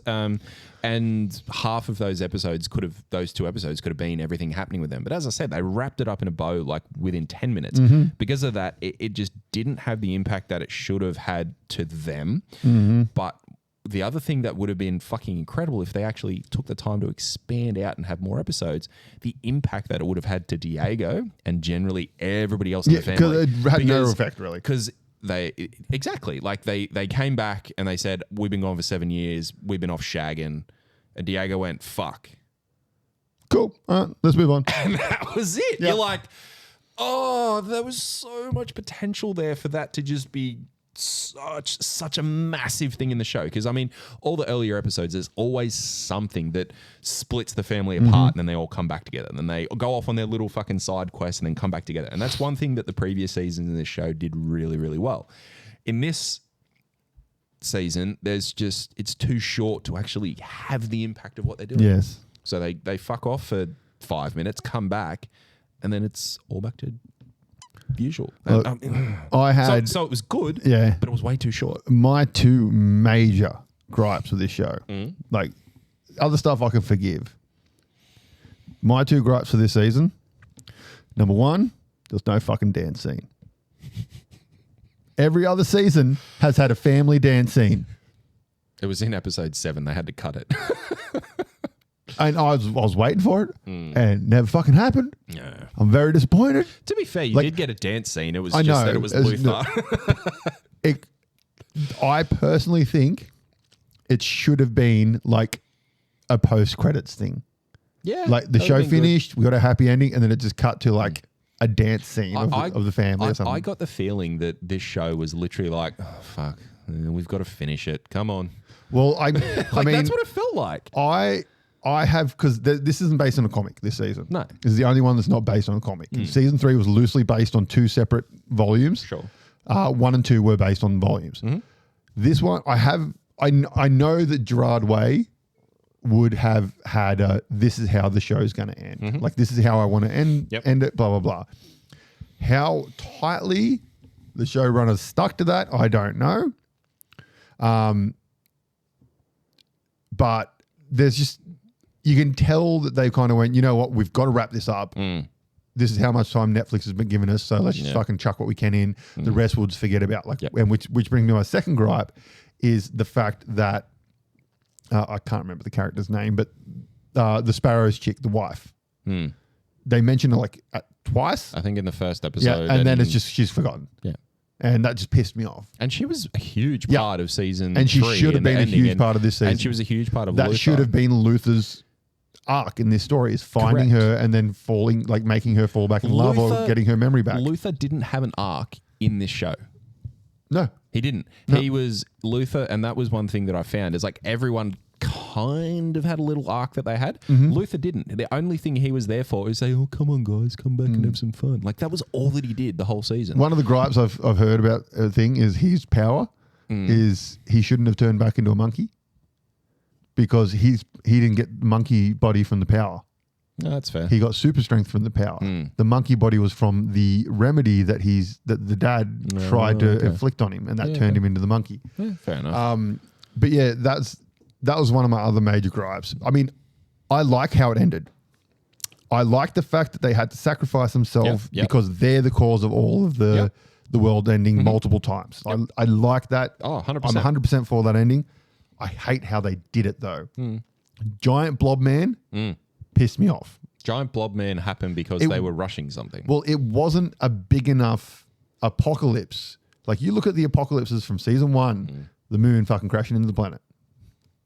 Can't get much fucking bigger than that kind of thing. Season 2 was the JFK assassination, the blow up at JFK assassination. Season 3 was literally the world disappearing because of multiversal anomalies. Season 4, a giant blob man. Yeah. It just, like, they could have done so much more with that marigold, whatever that other stuff was called, like connecting thing. Demo something. Like, what did I write here? Okay, ladies and gentlemen. we talked for about a good 2 minutes there and didn't realize that our recorder actually came up with card fall. So there is a little bit of missed out there. But we were talking about, I think we got to the point where we're talking about the apocalypses in number 3, like all that kind of stuff. So basically, good points. I loved the husband and wife. Gene and Jean. Yeah, Gene and Jean. That was awesome. They were great. Fun part, they're husband and wife in real life. Oh, really? Yep. There you go. Yeah. They were great. I loved that. I just thought just the way they communicated with each other and like just the scene where they're playing bingo. Was it bingo? No, euchre. They're playing euchre at the start. That was great. And then the way that they walked out, like I was genuinely shocked when he blew old mate's fucking head off. Like that was that happened. I'm like, fuck yeah. And I think that was another thing that made me disappointed in the season as a whole. Is it opened with that? You're like, fuck yeah, and then just kind of rush everything else. That kind of it was very Preacher-esque, like the Preacher TV series. That reminded me of Preacher. 100%. 100%. One of the things about the show as well that I liked, but it's been done better, is the artifacts. And I mentioned this when we're talking, I can't remember what show we're talking about, but Fringe did it better. I think you've said that a few times now. And multiverse things, Fringe pretty much fucking nailed. We were talking about the body replacement, the person replacing someone. Carry body problem? No, it was someone. It was something we recently watched, and it was like someone was replacing the other version of them and pretending to be them. Cool. I can't remember what it was. Something we were talking about. I think it was last episode of the episode before. But same with the artifacts. Like it kind of Fringe did that whole world, that whole stuff better. But I did like the fact that that's why this whole group started, because they're starting all these things. And well, the catalyst for it was that giant squid. Yes. Now that scene was fucking phenomenal. I loved that scene, how they had the footage, the news footage, and the fucking face and that. I was creeped the fuck out when that was happening. I'm like, I got chills. I'm like, what the fuck? That is sick. Like it was done super, super well. Whilst you've got the fucking the basically rednecks over to the side going, I'd love me some squid. Yeah. Like, they're asking questions and then saying stupid fucking answers. So how'd you feel when you got the squid in? He's like, hungry. It's like, fuck. And then I think one of them swore, and she's like, "Oh, we're alive. You can't do that." And then it ended with her going, "Guys, what the fuck?" What the fuck? That was really, really well done. What else do you like? I was going to say there's too many fucking things where I said that I didn't like. Love the Gene and Jean, which we spoke about. I quite liked the Mrs. Hargreaves as the antagonist. I liked that, but you didn't get enough time to appreciate it. Yeah, that should have, if they were going to go that route, it should have been throughout the entire show. Yes. Yeah, I think it should have happened earlier and been carried through as a gradual sort of introduction and sort of get around whether through more flashbacks and stuff throughout the series and stuff. I think that would have been pretty good. Diego's power in episode 2 when they're at the bullet turn, the new Grumpson, the bullet bending. That was so good. Yep. Like comes out, gets all the bullets, throws them all back, and then Lila comes out and just goes with the lasers, and Diego just turns and goes, "Aw, you had to one up me anyway." So you're like, "Fuck yeah!" Like, I love when she walks past the guy that's been cut in half. She's like, "Oh," and he goes, "Oh." Exactly. What else? Oh fuck. I actually wrote a favourites bit. Look at me being clever. Oh, hello. The final scene. So call it the Garden of Eden. Yep. I thought that was a nice touch. Yeah. I thought that was a nice, all the old actors nice little and stuff. rounding. Brought everyone. It was a good wholesome finish, bringing everyone back together and whatnot. I like that. Episode 2, New Grumson, the whole thing was just incredible. Very cool watching it. How they're all sort of getting used to their powers. So they're all sick and hungover more or less, but then they're using their powers and learning them again. I thought that was pretty cool. The final car crash in that. The slow-mo when Gene and Jean hit him. Yeah, I thought that was really, really, really well done. We just mentioned the squid scene. I thought that was awesome. I love the one-liners from Hargreaves. There was one that stuck in my head. He more or less says, "I can assure you that I was not the person who conducted these acts against you. It was the other me. With that being said, it sounds like something I would do. I was just like, fuck yeah. He's like pretty much just saying, it wasn't me, fuck off. And then just going, but I would have done it. Yeah. I thought that was really good. I don't know if this was mentioned or if it was while we were not actually recording, but the scene where Ben and Jen first get their freak on, when they first bang, incredibly well done the way that it panned out. His eyes bleed, don't they? Like he's got black gunk coming from it, and he's just profusely throwing black gunk out of his mouth. But that whole scene was done really, really, really well. I loved the CIA agency with Diego and Luther, how they're getting into the fight and whatnot. So that fight scene was awesome. So Luther, he's more or less been do you wear a G-string? Of course I wore a G-string. Yeah, he's been making money as a stripper. And so they go to the CIA and they're in Luther's suits, but he only has stripper wear. So because he only has stripper wear, like one of the early things that happens during this fight is Diego goes to hit someone grabs his shirt as he's falling back and the shirt just rips off. And then Luther, someone like falls next to him and grabs at him and his pants come off. Yep. So he's running. I just thought that was really, really well done. And then continued through the scene of them fighting. It was quite funny to watch.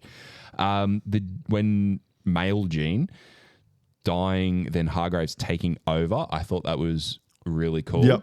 And then the way that he's just sitting there with the mint choc chip ice cream and female Gene says, you can't do that. Like that'll play out with your tummy. He's like, sometimes you just need to treat yourself, Gene. But then it like cuts to like sort of what's happening being big, and he just shoves the whole thing in his mouth. He just goes, time to go, Gene. You're like, whoa, fuck. I just thought it was really eerily creepy, but it was just super, super well done. And just the fact that he needs to play more creepy people. He's so good at it. Really good. And I loved the King Reg chicken places and how they turned up to the window and just gave the code, and it turned into just like a fucking what do you call it? A home base for the keepers to happen. I thought that was really good. From a downsides perspective, I think we've already mentioned enough of that. I know your list is fucking giant, man. I've got one more one more because, as I said, one of my favorite arcs that I think deserved more was Five and Lila. The second to that, you weren't given enough time to resonate with the fact that Five is literally like 65, 70 years old. Yep. And that was kind of his first love. So if you actually got time to appreciate his first love was the dummy. I've got that written down here. It was the mannequin named Dolores. And I mean, and that's the thing, like this is his first real love, so to speak, because when that other stuff happened was because he went elsewhere and was trapped for years and years and years and years with the fucking mannequin. I was very disappointed that they didn't get to play that out because Five was my favorite actor through the whole season. Oh, 100. The best part of the show. He was amazing.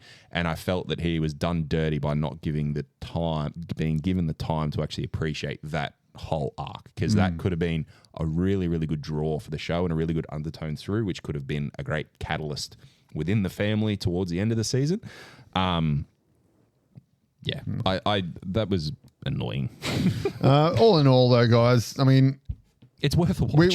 We've said a lot of negatives about it, but it wasn't a horrible season. It was enjoyable. No, it just wasn't long had enough. Great parts. It just wasn't as good as the other seasons. 100%. Which, I mean, most shows fall into that trend of their final seasons usually are pretty like How I Met Your Mother, Game of Thrones. Like you can mention a lot of series that do that. 100%. And one of the things that I wrote that was probably the overarching comment is it was good, but it was too short. Yeah. Free. Oh, wow, that was loud. Onto trailers. All right, we've got a couple of trailers here for you guys. We'll try and smash through these because it's been a pretty long episode already. Substance. Directed by Coralie Fajit. She did a revenge movie it's actually called Revenge, from 2017, which was a French movie. She also did an episode of The Sandman. She did Collectors. It was episode 8, I think it was. Oh, yep. They're fucking fantastic episodes. Now, this is starring Demi Moore, Dennis Quaid, and Margaret Qualley. Now, I recognized her, but I checked back through movies and I couldn't place her. Now, she was in Death Note. the 2017 live action. Oh, yep. She was in Once Upon a Time in Hollywood. She was in Poor Things with Emma Stone. See, I think she looks like someone. she looks like the chick that's in the Abigail movie. Yes. And she was in one of those murder movies where it's like the prom one where she relives the murder kind of thing. I think she's just got one of those faces. Yeah, she looks very super similar to familiar. that chick from Abigail. 100%. This looks fucking awesome. I mean, from the trailer itself, the filming, and the filmography behind it looks fucking incredible. And then you've got the sound effects over top of that. Like Demi Moore scream in that part. The first thing that hits you when you watch the trailer, and it's fucking incredible. So for those of you at home who don't know, trailers aren't made by the filmmakers. There are advertising agencies. They get the full film, and then they have their own directors, all that kind of stuff, that then cut the trailers and make the trailers. It's an entire industry. Movies. It's an entire industry. So that's usually why when a trailer comes out, it's a pilot. You find out the whole movie. Yeah. Because a lot of those times, those movies, they're like, oh, this movie ain't much to sell, so we've got to show all the good parts. This one, like whoever made this trailer, fucking hit perfectly. And you know what I found like through the trailer itself? I mean, it's got this prevailing element where it's sort of the trailer builds across like from it sort of starts low and builds and gets bigger and like escalates through it. And I get the feeling that that's going to represent the movie quite well, where it's going to start off not slow, but start low and then just kind of escalate into particular things. It'll probably have like a jump here and there, but it's just going to have that slow build and build and build. And then it's going to get to the top. And when it gets to the top, it's not going to fucking come down, and then that's where the movie's going to end. It's very, the cinematography from the trailer looks very much like a lot of the early American Horror Story cinematography. Yep. So I don't know whether the same cinematographer. I doubt it. If this is a French, did you say? Yeah, French. French. If it's a French director, I imagine they're probably going to be a cinematographer that they've worked with before. But yeah, it looks phenomenal. Demi Moore she's a phenomenal actor as it is. Yeah. And she looks like she's going to fucking smash it. Yeah, 100%. And Dennis Quaid, that scene where it's like the big wide angle leads and he's like eating the prawns. And that's like, and touching on what I said, like the sound that comes through, like it's real, it fucking hits you and you feel everything through the sound, let alone what you're seeing. I don't know whether we're going to get this at the movies or not, but I would watch this. Oh, 100%. I think it'd be incredible. Yeah. So, I mean, like in essence, the concept is that you take this substance, you've got 7 days in one form. Yeah, it alters your DNA and changes you into a different person. Correct. But it's a person that is formed from your DNA, I think. It's weird the way that it does that. And the idea is you got 7 days in one, 7 days in the other. And if you escalate either way, it becomes bad. So which I gather is like you see there's a scene where the pupils start to multiply in their eye and stuff. And the anger that they're starting to pick up and like that. Yeah. So it seems like there's some of the side effects as you start to escalate through it. It looks fucking incredible. I'm fucking keen as. All right, let's jump on. Do you have a date for that? No, I didn't actually. I couldn't find the date. Let's jump on to Kraven. We got a new trailer for Kraven. We mentioned this last week. I didn't look for a date for that one. Sorry. We mentioned this last week, and this is how you take a trailer from could not give a fuck about this movie to I'm interested in this movie. So when we spoke about this one earlier in the year, it was going to be released on August 30th. It is now in December. I'm gathering they've done reshoots. I 100% believe because people saw the trailer and went, nope. Just number one, he's got the accent now. How do you know? He doesn't say anything in that trailer. Kraven doesn't talk in that trailer. Because that's one thing I did. No, because that's one thing I picked up on. Because you hear Crow again in the background. You hear, I take that back. He says one thing at the start in Russian. Yeah. And that's it. He doesn't say anything in English. God, I hope they've changed. I hope they've redubbed him to have fucking accent. I hope they have as well. But one thing I did pick up on is the brother or the younger brother talks quite a lot. He's got one of the like monologue over the tops during it. And he doesn't really have a Russian accent. So I get the feeling that it's just going to be like that raised Americanized type thing where they were both raised in America from a young age, so therefore they've not picked up the Russian accent. But I mean, the costume, we get to see the costume, and we get the scene where he sits on the seat and does the lean, which is like a really famous Kraven pose. So that's good. The blood. I've written here, the blood. So what I've wrote is whenever they put a Johnny Cash song over the top of it, like that song, it gives it a whole new meaning. Yeah, it's a very common used song, that one in trailers. It's used in fucking everything, but it hits hard and hits very, very well. Crow still sounds fucking ridiculous. The opening jail scene in the trailer looks awesome, and the way that it ends, I mean, he says it in Russian, but there's more or less something like, oh, you're just another man, a hunter. Everything else is a myth.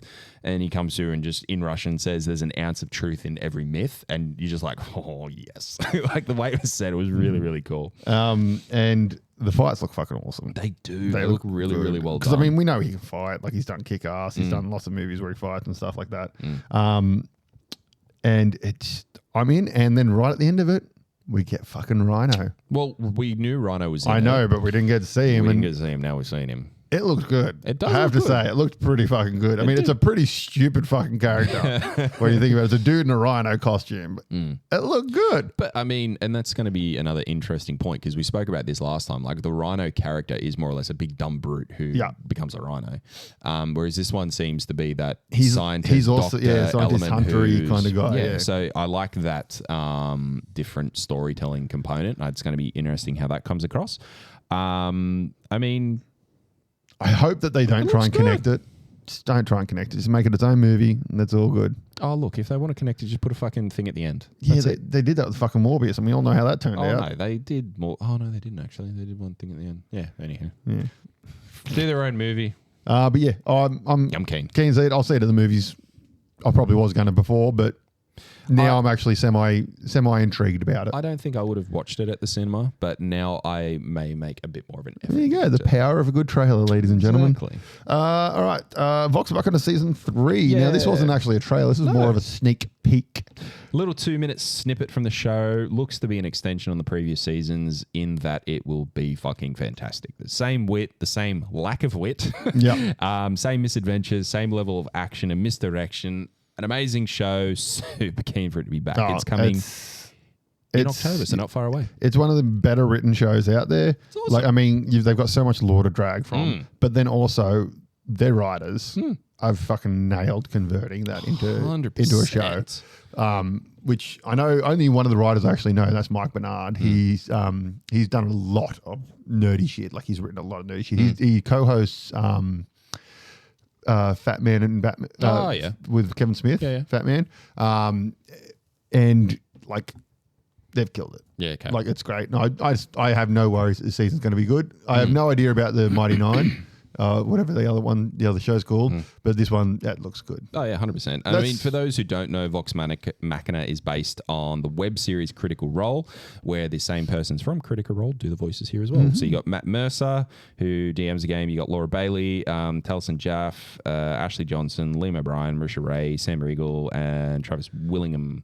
All voice actors or actors. Out of all of them, the most famous one that most people would probably know would be Ashley, because she did the voice of the chick in The Last of Us. Well, when I seen her, I was like, I fucking know you from somewhere. Oh, she's acted as well. Oh yeah, she was in The Killing that we spoke about several weeks ago. And she's also in Blind Spot. Yep, with the show with the chick who's got the tattoos all over and they tell the future and blah blah blah. Yeah, right. But yeah, she was in that as well. She was really good in that. But anyways, yeah, keen. All right, and our last one. This one caught me by surprise because I didn't know what to expect when I was watching. But this is Duchess, not The Duchess, because I googled that first, and I'm like, why did Brock put this on? This is an old movie. This is about old time England. So when I put this on the list, I'm like, yeah, fuck yeah. This movie's already out. Anywho, we can go. I wouldn't have known about it, but we can go watch it now. No, I wouldn't have either. And it looks fucking sick. Yeah, essentially it is chick starts dating a dude. He turns out to be a diamond thief or diamond something gangster. Got the feeling it's like that Blood Diamond-esque. and they get pretty much brutally murdered. And then she's like, you know what? Fuck this. I want to train. I want to get some revenge. So she trains to be a kick-ass fucking assassin chick and just belts the fuck out of motherfuckers for the rest of the movie. I'm feeling pretty much. That's what. And I'm in for it. And what I liked about it is that because there's so many movies where it's like, oh, I know he's my man, but I don't know what he does, or I know she's my girl and I don't know what she does. It's like he's straight up like, I work with blood diamonds. Yep. I make lots of money. And then you kind of see the elevator scene. You want to hang scene. around or not? She kind of starts helping him in the elevator and stuff. Like he pulls a gun, goes to shoot someone, gets hit, and then she just goes booze, booze, booze. You're like, yes, she's getting on board. Her name is Charlotte Kirk. She's the main actress. She co-wrote the movie. Oh, really? And the writer and director is Mael Marshall. He wrote Dog Soldiers. He did the Descent films. Yep. And he also did Doomsday, which is one of my favorites. It's a good little movie, that one. Some virus breaks out and England gets sectioned off. Okay. And I don't know if I've and then seen all that. the infected get left inside the middle part, and it's a bit of a Mad Maxy situation. Right. It's got and it was enjoyable. It was kind of like 28 Days Later mixed with Mad Maxy kind of thing, and I did enjoy that. But yeah, I'm in for this. I'm going to watch it. No, 100%. So if it's out, I'm going to watch the shit out of that. Yeah, it's out. I don't know what it's out on. I'll be honest. I started writing stuff and then seen that it was out and stopped writing stuff. Yeah, it's out. It looks fun as fuck. It looks like a really cool take. It's not going to break any records, but it'll be good to watch. All right. Cool. Okay, some quick comic news here. DC vs. Vampires. Great comic book series. We've talked about this before. Essentially, vampirism breaks out in the DC universe. Motherfuckers all get infected. No spoilers here. The end of it ended with Barbara Gordon pretty much tricking the vampire queen and herself becoming the new queen vampire. Okay. And then Green Arrow essentially was helping her without realizing what her plan was. Sure. Because Nightwing was the vampire king or queen at that point. And then Barbara tricks him. She becomes the vampire queen, and Green Arrow sort of is the human leader kind of thing. That's kind of where it ended in the last books. This new one, I've not actually read them. They're great. Have a read, definitely. The new ones pick up, and it's kind of, I've got the first issue, haven't read it yet, but it starts off there. And Damian Wayne. He is a vampire, but he's like leading a resistance against the vampires. Okay. Kind of thing in the background, all whilst sort of Barbara and Green Arrow are sort of at each other. Sure. Okay. Kind of thing. But yeah, it was a great series. It was really... It had that same vibe as DC Eased, and they're both just as good as each other. But yeah, this was a good one as well. So I recommend going out there, having a read, and enjoying the new series. I may have spoiled the ending for you, but whatever. Sometimes that happens. Been out for a while, and you can't really mention the new one without mentioning how the old ones ended. Oh, while we're talking about comics, we might as well throw one in there. I mentioned Azumakai a few weeks ago, how they're doing Adult Swim is doing a TV series. Oh, speaking of Adult Swim, Cartoon Network shut down. Really? Yeah, the actual, I think the channel's still going, like Adult Swim and all that's still going, but the actual facilities and stuff shut down. Yeah. Well, there you go. That may or may not be true, but I read it somewhere. Okay. Continue. Yeah, Azumakai. It's a manga by Juju Ito. Fuck, get amongst it. It is weird as fuck. It is really well written. It's a horror manga, which this one in particular revolves around spirals and how spirals are centric to everything, and how more or less a particular town in Japan, more or less everyone goes crazy and weird shit happens from the spiral where people become spirals, more or less. It's super well done. Like there's one of the arcs where people turn into snails. Yep. Like just massive snails because they've been going too slow within the spiral town, and then they turn into the spiral shell of a snail and become snails. But then that arc comes back into it later where everyone's super hungry because no one can get into the town with food, so they eat the snails.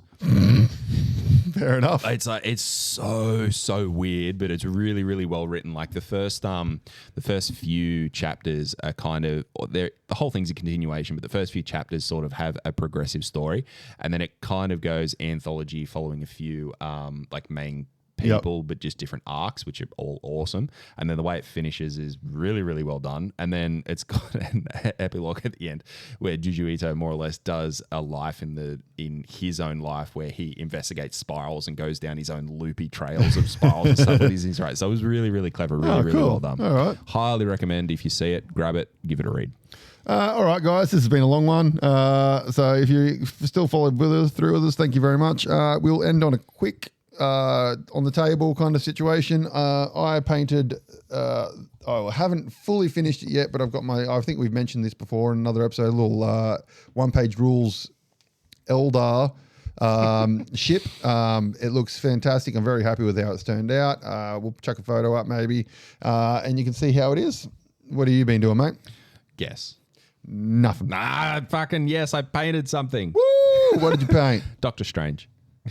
Oh, nice. Marvel Crisis. Yep. Marvel Crisis Protocol. Real one or a C-27. C-27. So I think he's called the Strange Doctor. Probably. Or something like that. Something silly like that. So I got paint onto a mini, so that was awesome. Nice. All right. So just before we finish, guys, Zach Menning, he was our winner for our deck box and our Star Wars thing. So congratulations to him. We'll get that to him as soon as we can. Patreon, it's there. If you want to join. If not, cool. Thank you very much. New episode of Plays Games will be coming out on Tuesday for both Patreon and for YouTube followers. And that's really about it. Cool. So thank you very much, guys, for joining us, and we will see you in the next episode. We'll talk to you then. You can check us out on Spotify, Apple Music, and wherever all good podcasts are listened to. On YouTube, you can check out the latest episodes just after the podcast is uploaded. Follow along the journey on our Facebook and Instagram. You follow me, Frantic Brock, on Instagram, and you can follow AJ, Weird Art by AJ. See ya.